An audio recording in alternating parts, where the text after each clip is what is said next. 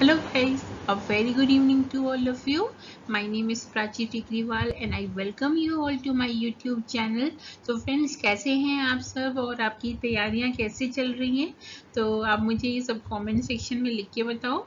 And friends आज हम लोग क्या करने वाले, आज हम लोग पढ़ेंगे अपने फर्स्ट यूनिट यानी फर्स्ट पेपर के फर्स्ट यूनिट टीचिंग एप्टीट्यूड का second topic. Okay, that is learners characteristics. Okay, तो बेसिकली अभी हम लोग ने क्या क्या कवर कर लिया, हम लोग ने टीचिंग के बारे में कवर किया कि बेसिकली टीचिंग क्या होता है, कैसे दूसरी टर्मिनोलॉजी से वो डिफरेंट है। ठीक है, साथ में हम लोग ने पढ़ा टीचिंग के लेवल्स के बारे में। तो आज फिर अब जब टीचिंग की बात होती है तो जाहिर सी बात है इसमें आपका एक जो इम्पोर्टेंट आते हैं वो होते हैं लर्नर्स। ओके, तो लर्नर्स की बेसिकली क्या क्या कैरेक्टरिस्टिक्स होती हैं, क्योंकि आप देखिए होंगे आपने अपनी आम जिंदगी में देखा है, जब हम लोग छोटे थे तो हम लोग का पढ़ने का तरीका अलग था, लेकिन जैसे जैसे हम लोग बड़े होते गए तो हम लोग के पढ़ने का तरीका, समझने का तरीका चीज़ों का अलग अलग होता गया। ठीक है, तो ये जो चीज़ें हैं, ये जो डिफरेंस है, ये क्यों आता है, क्या क्या इसके पीछे क्या फैक्टर्स हैं वो रिस्पॉन्सिबल होते हैं, तो यही सारी चीज़ें आज हम लोग पढ़ने वाले हैं। ठीक है, तो अभी क्लास को स्टार्ट करते हैं। चलिए, लेकिन क्लास को स्टार्ट करने से पहले what you have to do, you have to like, share and subscribe the channel so that कि जो आने वाले आपकी इंटरेस्टिंग टॉपिक्स है और जो बहुत इंपॉर्टेंट टॉपिक्स है एग्जामिनेशन पॉइंट ऑफ व्यू से, तो वो सब आपसे मिस ना हो। ओके, तो चलिए क्लास को स्टार्ट करते हैं। तो बेसिकली कंसेप्ट के बारे में पढ़ते हैं कि क्या होता है लर्नर कैरेक्टरिस्टिक्स, क्या क्या चीज़ें हम लोग इसमें पढ़ने वाले हैं। तो बेसिकली क्या है लर्नर कैरेक्टरिस्टिक्स है क्या, तो it is use in the sciences of learning. ठीक है, तो जो लर्निंग हम लोग बेसिकली करते हैं, ठीक है, और उसके साथ साथ हम लोग क्या करते हैं, हम लोग जो है कॉग्निशन करते हैं, यानी जो हमारा थॉट प्रोसेस होता है। ओके, तो जो हमारी लर्निंग है, जो थॉट प्रोसेस है, तो उसकी साइंस को, ठीक है, उसकी साइंस में इसका यूज होता है लर्नर कैरेक्टरिस्टिक्स का। कि किस लिए यूज होता है, to designate a target group, यानी टारगेट ग्रुप को डेजिनेट करने के लिए, ठीक है, उस तक पहुंचने के लिए ऑफ लर्नर्स। ये ग्रुप किसका होता है, लर्नर्स का होता है।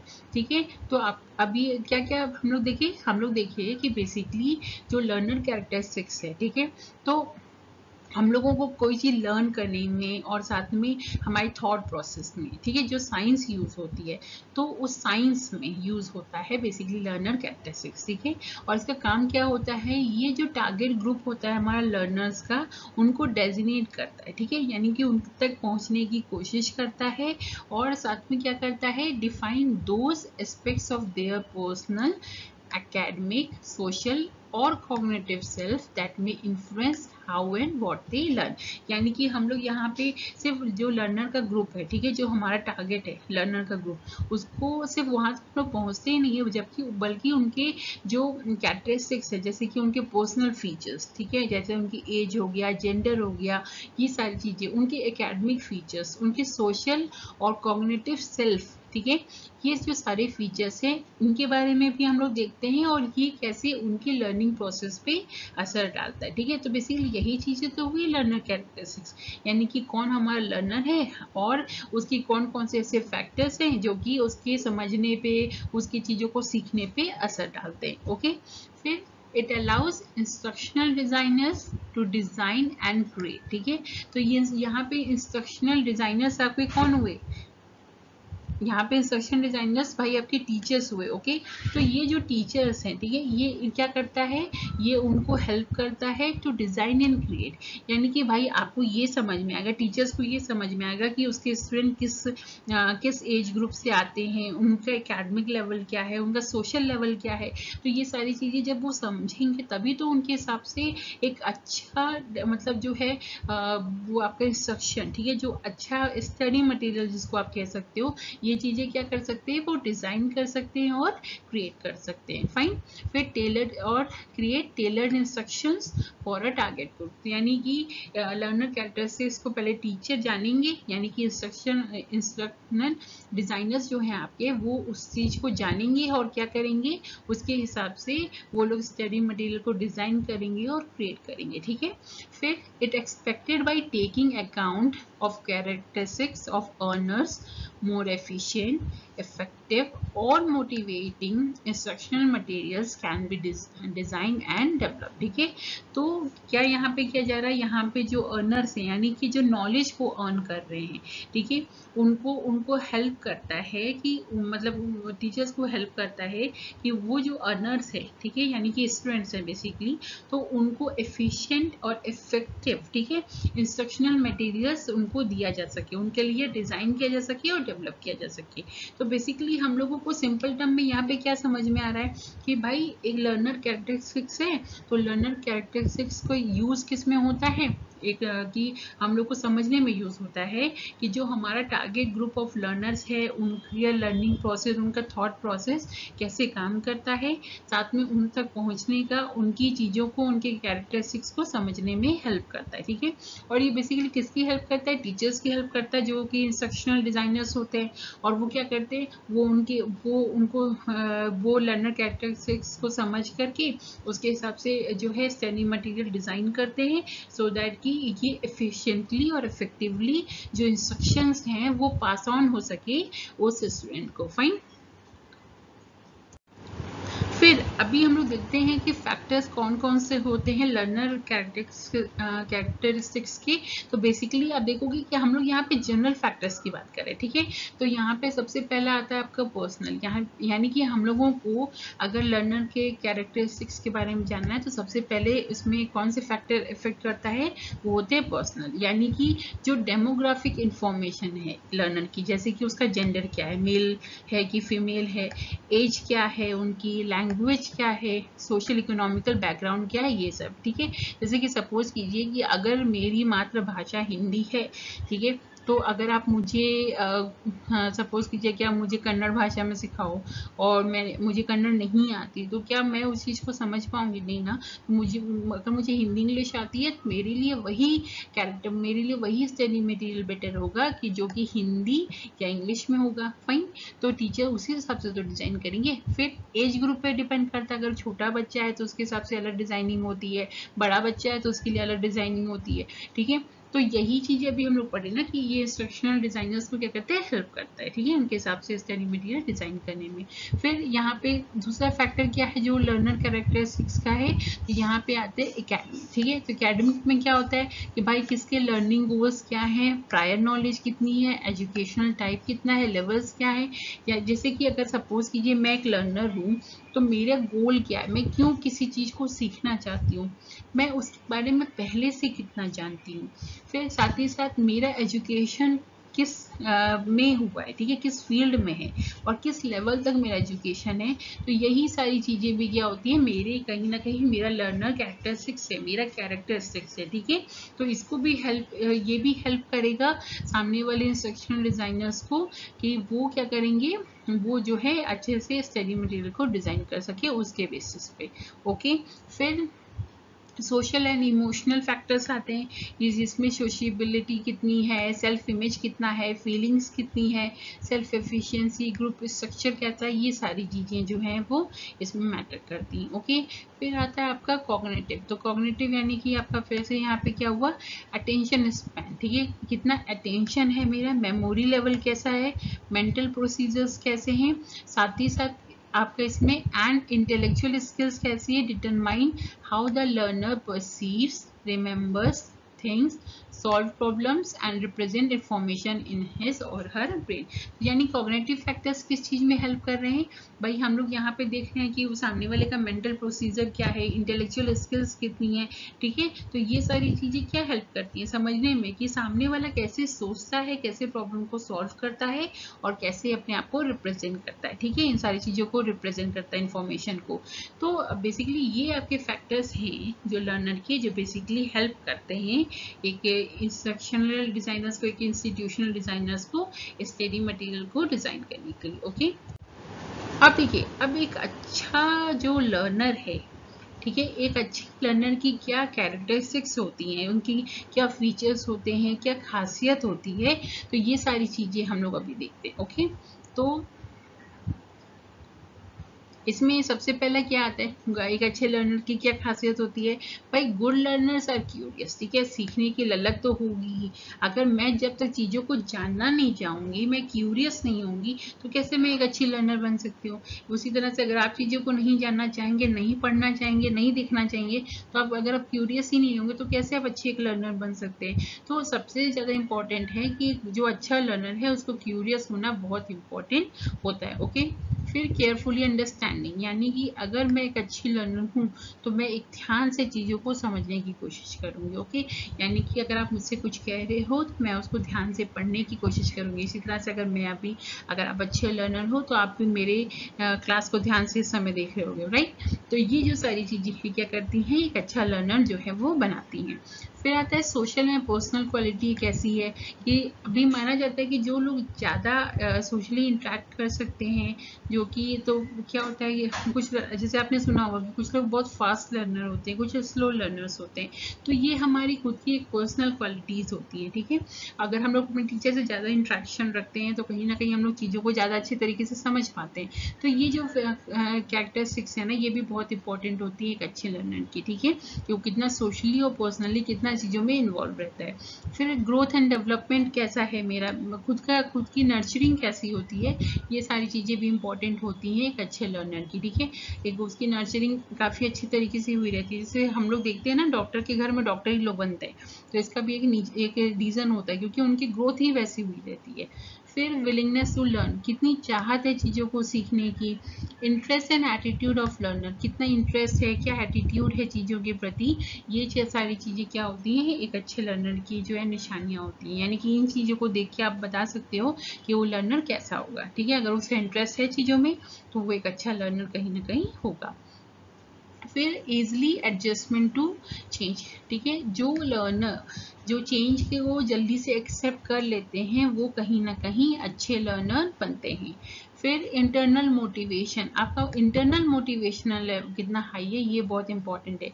जैसे कि मैंने आपको प्रीवियस क्लास में भी बताया था, जब हम लोग लेवल्स ऑफ टीचिंग के बारे में बात कर रहे थे, कि भाई यहाँ पे क्या होता है कि आपको कितना सीखने की ललक है। ठीक है, ये बहुत इंपॉर्टेंट है, क्योंकि मोटिवेशनल कहीं ना कहीं से अंदर से आता है। आपको बाहर टीचर कितना भी प्रेशराइज करते हैं, जब तक आप खुद से नहीं पढ़ना चाहोगे आप नहीं पढ़ पाओगे। ठीक है, तो इंटरनल मोटिवेशन एक गुड लर्नर की निशानी है। अगर आपका इंटरनल मोटिवेशन ज़्यादा है तो आपको कहीं ना कहीं सीखने की ललक ज़्यादा है, तो आप एक अच्छे लर्नर बनोगे। फिर सोशल कल्चरल बैकग्राउंड भी बहुत इंपॉर्टेंट रोल प्ले करता है, कि किस तरह के कल्चर से हम लोग आते हैं, वो सारी चीज़ें भी क्या करती हैं, हमारी हेल्प करती हैं। फिर लर्निंग पावर हमारी कैसी है, जैसे हम लोग ने बात की फास्ट लर्नर्स, स्लो लर्नर्स की। नर्वसनेस हमें कितनी होती है। ठीक है, एक अच्छा लर्नर होता है ना जो, वो कहीं कहते हैं ना कि अभी जैसे कि अगर दो ही केस में इंसान नर्वस होता है, या तो उसको कुछ नहीं आता या तो सब कुछ आता है। तो नर्वसनेस भी कहीं ना कहीं एक गुड लर्नर की क्या होती है, निशानी होती है। फिर application of mind and creativity. ठीक है, आप अपने एक अच्छा लर्नर जो है वो अपने माइंड को क्या करता है, उसको यूज करता है और क्रिएटिविटी दिखाने की कोशिश करता है। तो बेसिकली ये सारी कैरेक्टरिस्टिक्स हैं आपके एक अच्छे लर्नर के। फाइन, तो आज हम क्या, अभी हम लोग ने क्या क्या पढ़ लिया, हम लोग ने पढ़ लिया कि बेसिकली लर्निंग कैरेक्टरिस्टिक्स क्या क्या होते हैं, साथ ही साथ एक अच्छे लर्नर की क्या कैरेक्टरिस्टिक्स हैं। हम लोग ने ये पढ़ा कौन से फैक्टर हैं जो लर्नर कैरेक्टरिस्टिक्स में हेल्प करते हैं, उसमें उसको समझने में हेल्प करते हैं, वो सारी चीज़ें हम लोग ने कवर की। ठीक है, अब हम लोग पढ़ेंगे तो अब हम लोग पढ़ेंगे एडोलेसेंट लर्नर के बारे में। ठीक है, तो सबसे पहले एडोलेसेंट लर्नर के बारे में पढ़ने से पहले ये इंपॉर्टेंट है कि हम लोग जान लें कि एडोलेसेंट एक्चुअली में होता कौन है। ठीक है, तो आप एक जानते हो कि जब भी लर्नर्स की बात होती है तो एक बच्चा होता है। ठीक है, वो बच्चा बड़े होने तक वो चीज़ें सीखते रहता है। जैसे कि जब हम लोग छोटे थे तो हम लोग का 3-4 साल की उम्र में जब एडमिशन हुआ, उसके बाद से स्कूलिंग खत्म होने तक, ग्रेजुएशन पोस्ट ग्रेजुएशन खत्म होने तक, यानी कि बच्चों चाइल्डहुड से लेकर के एडल्टहुड तक। ठीक है, तो वो जो हम लोगों का लर्निंग फेज था, तो बेसिकली वही होता है एडोलेसेंट लर्नर्स। ओके, तो यानी कि तब तक हम लोग क्या थे, एडोलेसेंट लर्नर थे। ठीक है, तो बेसिकली इस समय क्या उसकी कैरेक्टरिस्टिक्स होते हैं, क्या क्या जो है हम लोग किस किस फेज से आए हैं। तो अभी जो आप लोग हो, तो आप लोग हम लोग जो है सारे लोग एडोलसेंट लर्नर्स ही हैं। तो बेसिकली हम लोग ये जो फेज है ना, ये हम लोगों के सब में बेसिकली कॉमन है, तो आप लोगों को ये ईजिली समझ में आएगा। तो चलिए देखते हैं कि क्या क्या कैरेक्टरिस्टिक्स हैं। तो इसमें सबसे पहला आपका आता है फिजिकल डेवलपमेंट। ठीक है, तो जाहिर सी बात है, आप एक बच्चे से आप एक एकदम एडल्ट बन रहे हो, आप बड़े बन रहे हो, तो कहीं ना कहीं हमारी जो बेसिकली हमारा जो फिजिकल अपीयरेंस है उसमें बहुत डिफरेंस आता है, बहुत सारे हार्मोनल चेंजेस होते हैं। तो यही रीज़न है कि इस समय क्या होता है यहाँ पे हम लोग जब एडोलसेंट की बात करते हैं तो उसमें सबसे पहला कैरेक्टरिस्टिक्स क्या इंपॉर्टेंट है, फिजिकल डेवलपमेंट इंपॉर्टेंट है।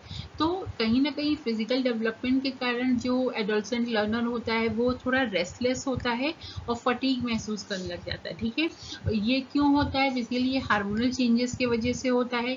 इसके साथ need of physical activity because of increase energy. ठीक है, इस समय क्या होता है हम लोग बहुत एनर्जेटिक होते हैं, तो इस समय एक बहुत इंपॉर्टेंट होता है कि हम लोग कुछ ऐसी फिजिकल एक्टिविटीज करें तो जिससे कि ये हमारी एनर्जी जो है क्या हो, यूज हो। ठीक है, यही रीजन है कि हमारे पेरेंट्स क्या करते हैं, हम लोगों को अलग अलग एक्टिविटीज में इंक्लूड कर जो है इन्वॉल्व कर देते हैं, सो दैट कि हम लोग क्या करें, हम लोग अपनी एनर्जी वहीं पर सही डायरेक्शन में लगाएं। ओके, फिर क्या है, डेवलपिंग सेक्सुअल अवेयरनेस। हम लोग क्या होते हैं, हमारे जो माइंड में एक सेक्सुअल अवेयरनेस जो है वो डेवलप होती है अपनी बॉडी के बारे में। ठीक है, ये सारी चीज़ें जो हैं क्या होती हैं, डेवलप होती हैं। फिर क्या होता है, concern with changes in body size and shape. हम लोगों का ध्यान अक्सर देखो हमारे शरीर पे जाता है, क्योंकि हम लोग क्या होता है, हमारे जो बॉडी का साइज है, शेप है, वो क्या होता है, चाइल्डहुड से एडल्टहुड आने तक जो है वो चेंज होता है। ठीक है, साथ ही साथ फिजिकल वल्नरेबिलिटी भी बढ़ जाती है।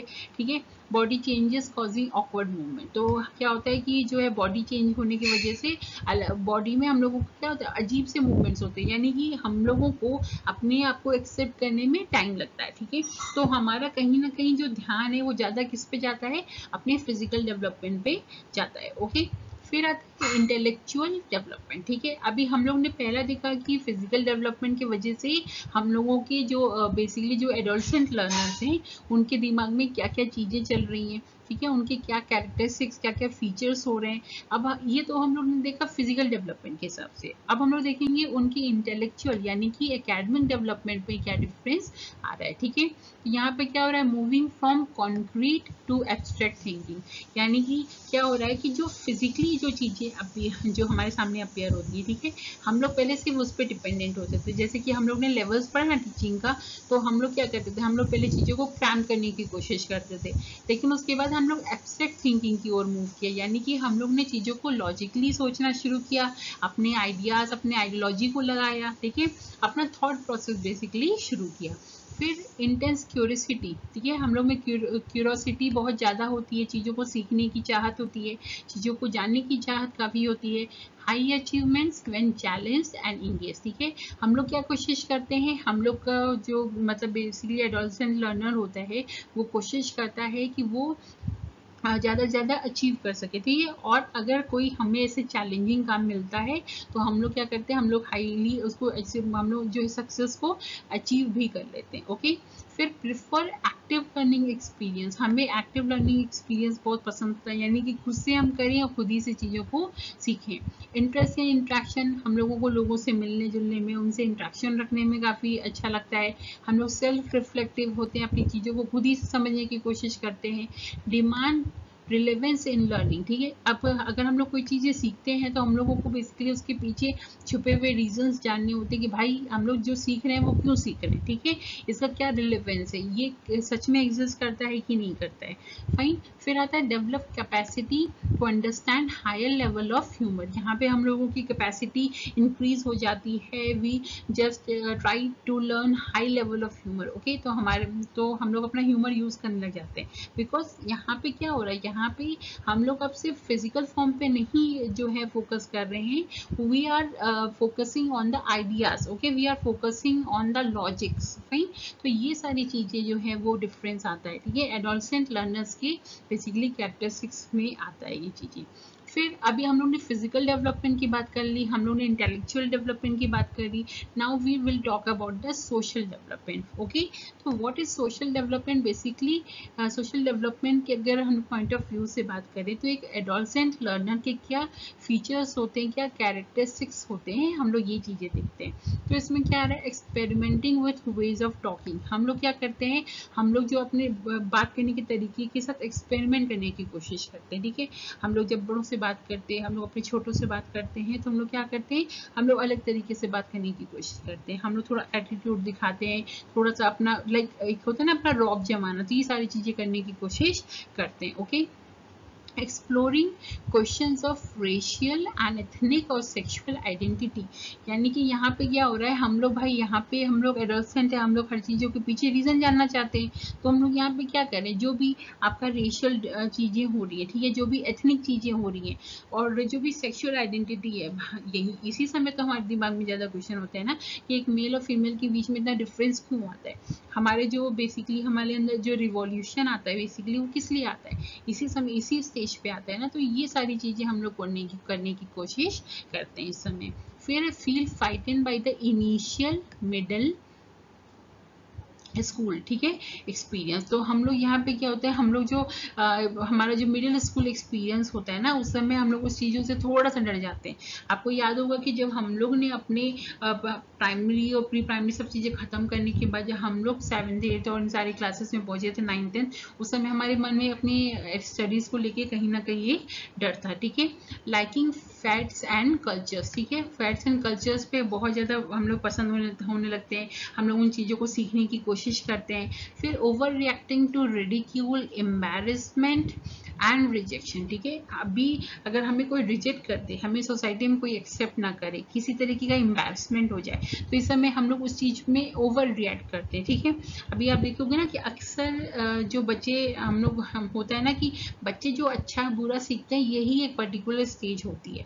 ठीक है, वो किस चीज़ को लेकर के बहुत एम्बैरेसिंग फील करते हैं या बहुत ज़्यादा रिजेक्शन को उनको अपने कोई दिल से लगा लेते हैं. तो ये जो सारी चीज़ें हैं ना, उनका जो रिएक्शन होता है बेसिकली यही हेल्प करता है उनके आगे नर्चरिंग में.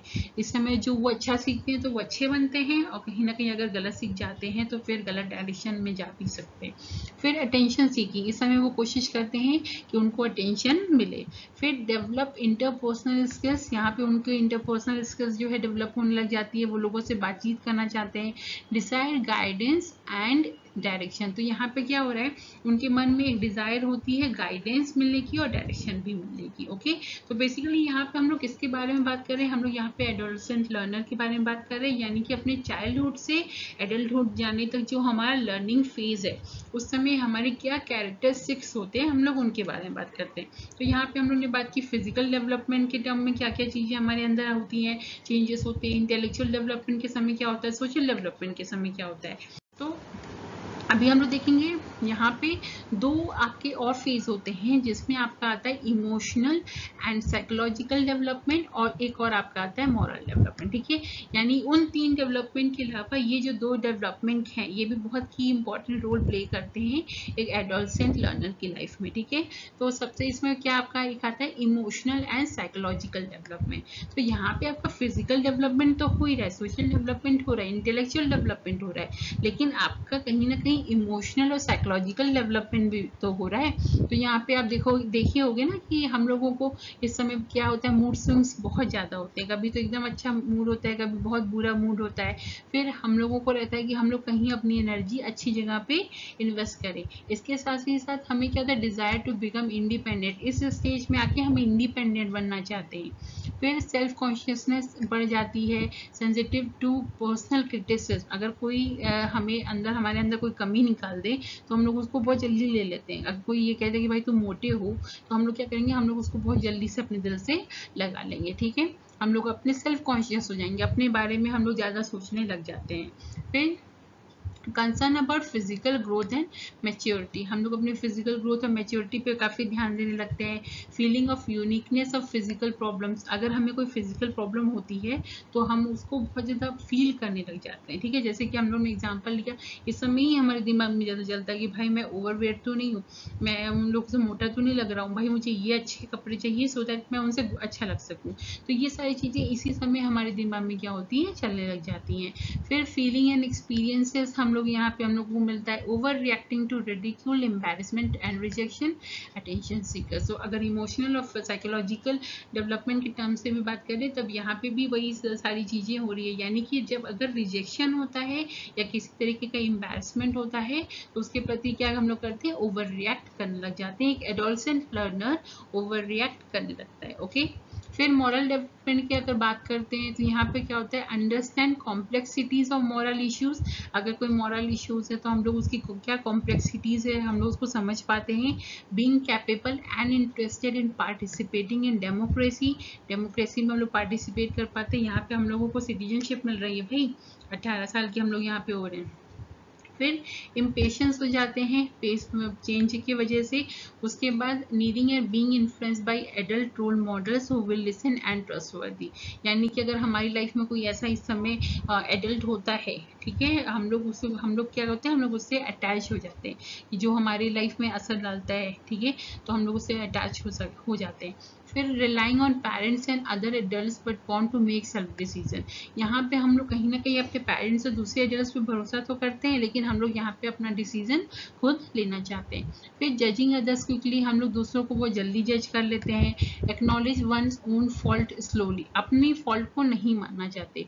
Show compassion for animals and environmental issues, ठीक है, और यहाँ पे कहीं ना कहीं अगर एनिमल्स और एनवायरमेंटल इश्यूज की बात होती है तो उसके प्रति हम लोग कुछ ज़्यादा ही क्या होते हैं, बहुत ज़्यादा ही कंपैशन शो करते हैं। अब देखिए होगी कि यही एक स्टेज होती है कि हम लोग पेट्स वगैरह को लेके काफ़ी सीरियस हो जाते हैं।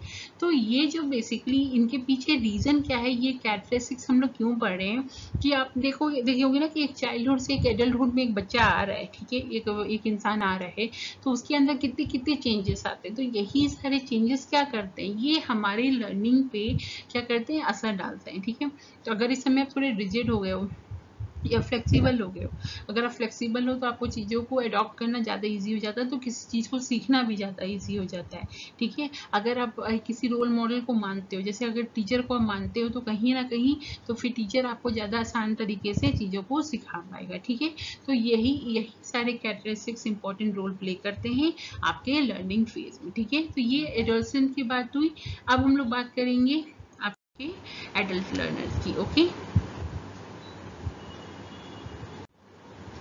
तो एडल्ट लर्नर क्या होते हैं बेसिकली, यहाँ पे आप देखोगे कि दे आर प्रॉब्लम सेंटर्ड, ठीक है, वो क्या करते हैं, वो प्रॉब्लम्स पे ध्यान देते हैं, सीक एजुकेशनल सॉल्यूशन, और उसके लिए एक सॉल्यूशन ढूंढने की कोशिश करते हैं, ठीक है। तो अभी हम लोग अपने रिसर्च वर्क पे फिर से आते हैं।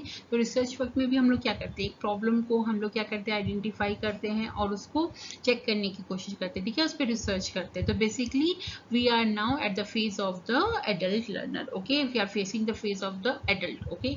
तो हम लोग एडल्ट लर्नर्स में बेसिकली अब आते हैं। तो फिर हम लोग क्या करते हैं, हम लोग फोकस करते हैं रिजल्ट ओरिएंटेशन पे, यानी कि हमें चीज़ों में रिजल्ट चाहिए होता है, have a specific result in mind for education.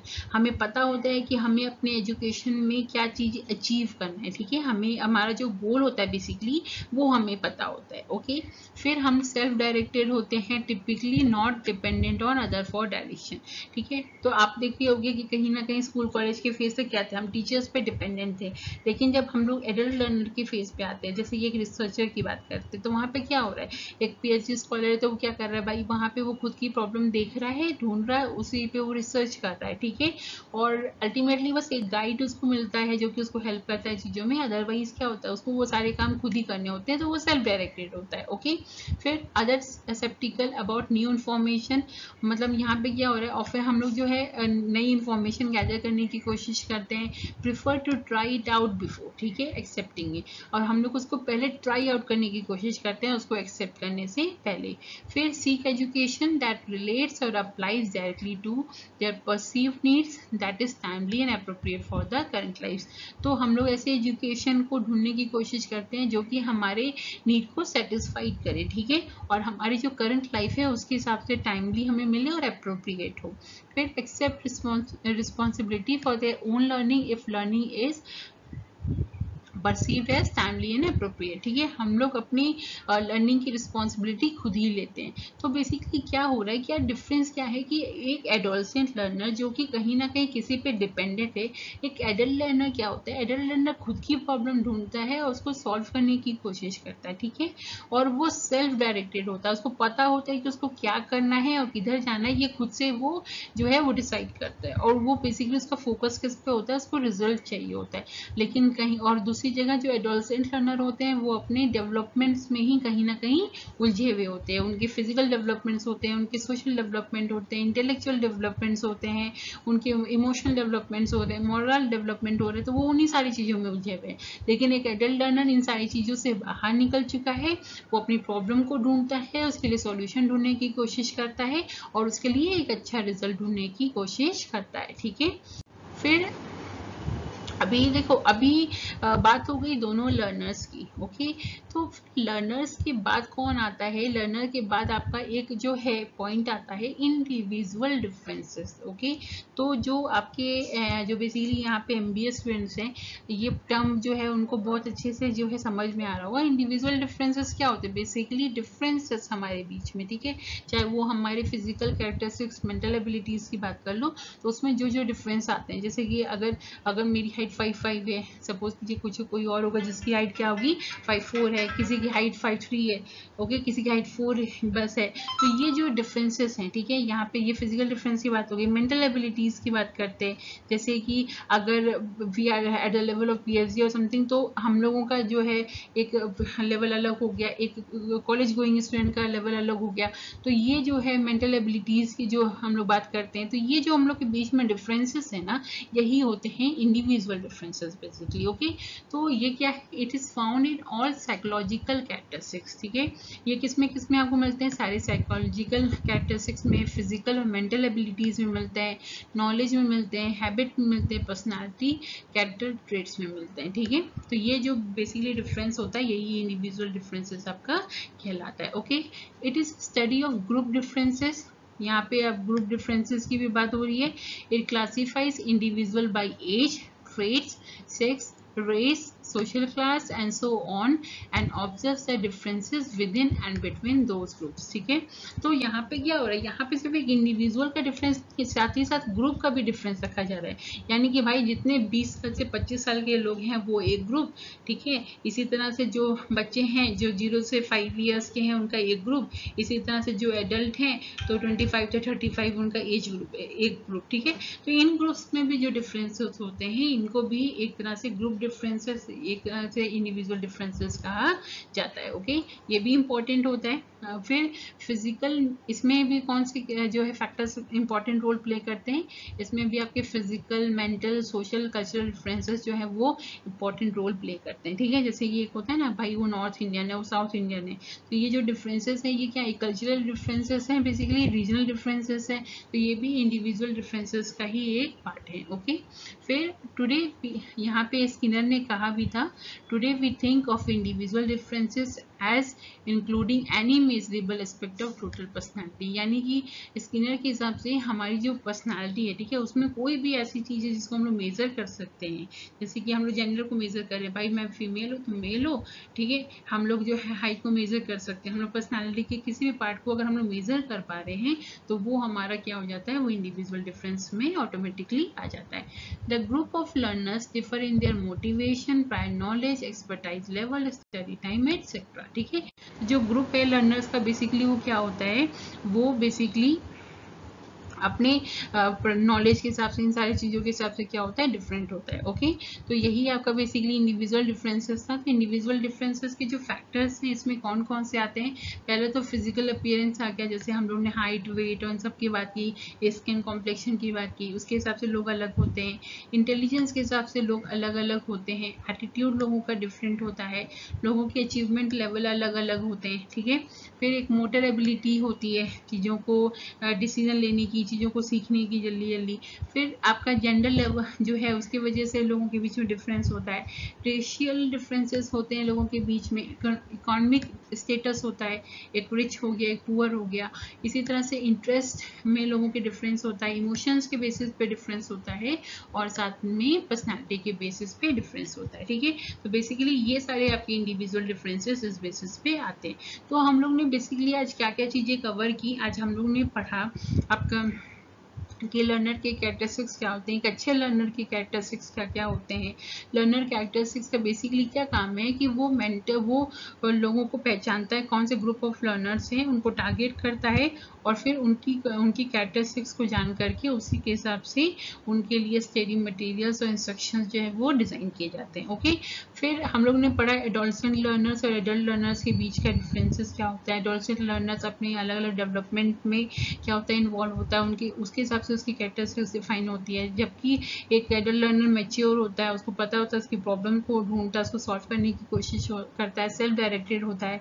हम लोगों ने इंडिविजुअल डिफरेंसेस के बारे में पढ़ा कि लोगों के बीच में उनके फिजिकल अपीयरेंस को लेकर, उनके मेंटल अपीयरेंस को लेकर के जो भी डिफरेंसेस होते हैं, बेसिकली वही आपके इंडिविजुअल डिफरेंसेस कहलाते हैं। और ये सिर्फ दो लोगों के बीच में नहीं, जबकि बल्कि दो ग्रुप्स में भी होते हैं। ओके, तो ये ओवरऑल आज आपकी क्लास का था। इसमें आई होप कि इसमें वैसे तो ये बहुत टर्म्स ईजी हैं, लेकिन अगर आपका एग्जाम्स में क्वेश्चन आते हैं तो इसमें ज़्यादा क्वेश्चन आपके बन सकते हैं एडोलसेंट लर्नर और एडल्ट लर्नर के से ही। ठीक है, तो आप एक बार उसको बहुत अच्छे से पढ़ लेना, और कोई भी कंफ्यूजन हो तो आप क्या करोगे, एज यूजुअल कमेंट सेक्शन में आप अपनी प्रॉब्लम को लिखना, और मैं सबकी इंडिविजुअली सबके क्वेश्चन का आंसर दे दूंगी। और आपको आज की क्लास कैसी लगी तो ये आप मुझे कमेंट सेक्शन में लिख के ज़रूर से ज़रूर बताना।